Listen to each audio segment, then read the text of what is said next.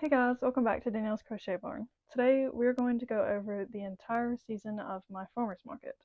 So I want to break down everything, and I have a paper that I'm going to use to help me stay organized. And don't want to make this video too long, but I do want to be as detailed as possible. So let's get right into it. So the first thing I'm going to do is tell you a little bit about the farmer's market. So I came across the farmer's market on Facebook. Of course, I knew we had one where I live, but I've actually never been to a farmer's market besides when I was younger, maybe. I thought it would be perfect for me and my mom to set up because I had way too much crochet stuff piling up and it was not getting sold online. And then my mom had a bunch of shawls and beanies that she made that were not selling anywhere. So she was actually going to donate those, and I told her to wait. Let's see if we can sell them at the farmer's market. So then I researched the farmer's market online. I found the vendor application and filled it out, and it was only $60 to sign up for the season pass and for the registration fee altogether. So me and my mom split that, and then we did not go every single Saturday. Next year I will probably do better at going. It just depends. I do think they could have advertised the farmer's market a little bit better, because some of the days that we went were just so slow and nobody was coming through at all. So I think that could have been done better. Overall, I think it was worth it. I got to spend time with my mom, and we got to sit there and crochet and talk. So I enjoyed that part. The first thing that we'll go over, or the second thing I guess, is what sold the most. So I have a whole bag of keychains still, but as you can see, there are quite a few coffees. So these were not a bestseller whatsoever. And I have a few different colors of these, but the bestseller was these donuts. And these are in different colors as well. And then the ducks were also a very good seller. So the ducks and donuts were the best keychains. Now these I just recently added, so I don't think I sold any of these. It's a little octopus keychain. And the second best thing that sold was this little duck. I have two different kinds of ducks. I have a no-sew one and this one, which you do have to sew. These sold out, and I do believe my no-sew duck sold out too. I only had one left of this duck, so there it is. And then the third best thing was actually a tie between the frog and these little dangle earrings. Sadly, my crochet earrings didn't really sell, and I have a whole bag of these. So if y'all see anything that y'all like in this video and would like to buy, just contact me through one of my social medias or something, and I'll be more than happy to sell y'all, because this is like a whole slew of crochet earrings.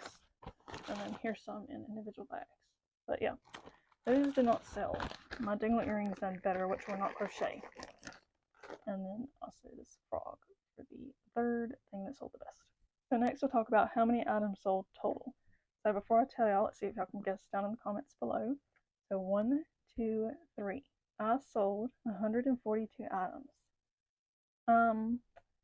Not really that many compared to others, but also it doesn't really matter what other people do. I have to tell myself this because where I live and the people that actually come to the farmer's market all makes a difference in how much sells and how much I make.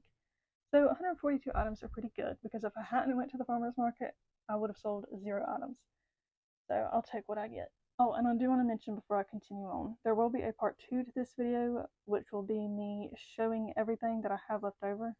And I actually have it out on my floor at the moment, so my room's a mess. I would add it to this video, but I know that this will take forever if I do. So part 2 will just be everything that was left over from the market. So the next thing we'll say is the best day profit. Now I will go over what I sold that day. So let me actually count up how many items I had sold that day. On June 17th, I sold 24 items. So the very first item I sold was Stitch. And also, if I have a picture of one of these things, I'll post it up here on the screen. But the very first thing was Stitch from Lilo and Stitch, and he was $20. The second thing was Boo for $12. And then the third thing was a strawberry for $3. And then we have earrings, which are those dangle earrings, for $2. Then I sold a granny bag for $35. A bottle holder, which I know I don't have a picture of, for $8. And then another one of those dangle earrings, I sold actually 5 pairs for $10. And then I sold a cover up for $15. And then I sold one of these leggy frogs for $3, and then I sold a duck keychain for $3. Oh, got upside down. Sold another duck for $3, and I sold a fox for $10, and then I sold a corn for $8. And then I have 2 keychains wrote down, but I don't know what they were. But I sold those for $3 each. And then I sold Jerry, which I know he was underpaid, but I could not get him sold, and I was tired of carrying him back and forth from my bedroom to my car to the market, back from the market to the car to the bedroom, and all over again. So he got sold for $30. And then I sold another pair of dangle earrings for $2. And then the person that bought Jerry decided they wanted Tom, so they bought him for $35. Underpaid again, but I was sick and tired of having them, so it's okay. And I am never making something that big again. I sold Captain America for $15, and then I sold another little duck for $3, another pair of dangle earrings for $2, another keychain, which I don't know what it was, once again for $3, and then a little egg bunny for $6. So in total that day, I made $225, which this was the best day. I think the second best day I made, I did not write it down, but I'm pretty sure it was 140 something. But yeah, that was the best day that I had. And that was actually the very beginning of the farmer's market season. So I don't know if I mentioned, but I attended the farmer's market 12 days total. So they had them every Saturday. I did not attend every Saturday. And then they also had them on Tuesday afternoons. But I only attended one Tuesday afternoon, and there was like nobody that came through. I literally think there was one person, but they did not visit my booth. So next year I'll probably attend more dates depending on how their marketing goes, because they did not advertise the farmer's market that great. So there wasn't as many people as I'd like to come through, because I'll see videos on YouTube of people going to the farmer's market, and they have tons of people coming through.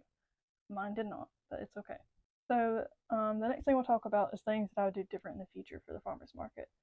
So not only for the farmer's market, but future events too. The only thing I would like to set up is amigurumi.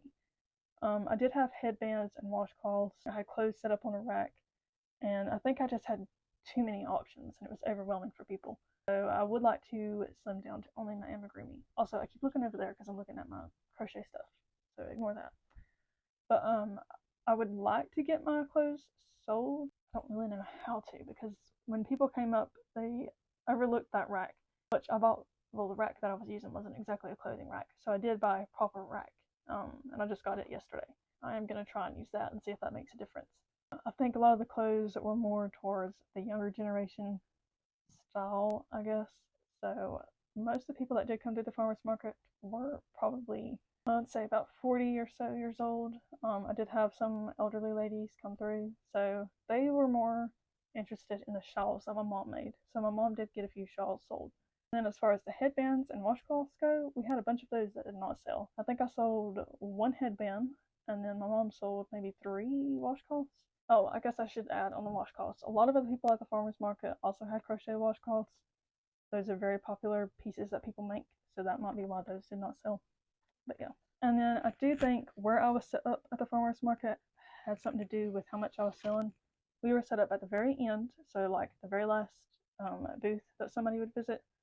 And then we also had a smaller booth than everybody else, because we had a bench lined up beside the wall that we were at.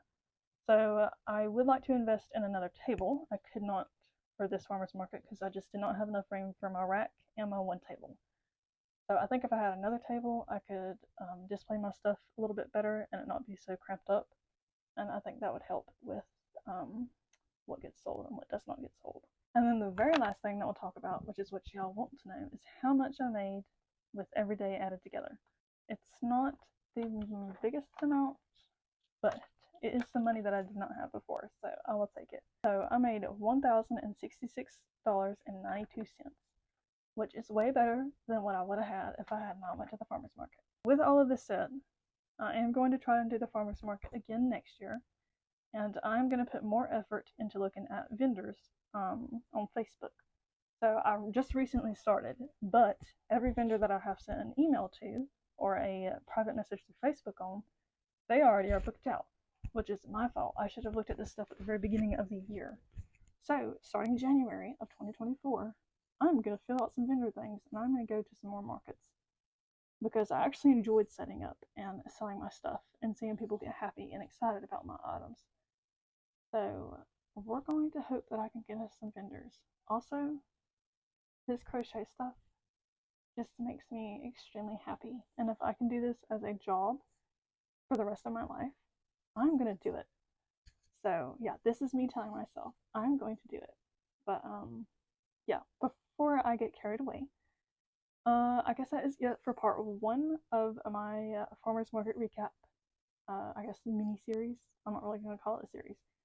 But part two, like I said, will have everything that is left over, which I am actually going to record right after this, even though my voice is dying, because for some reason I can't talk in these videos.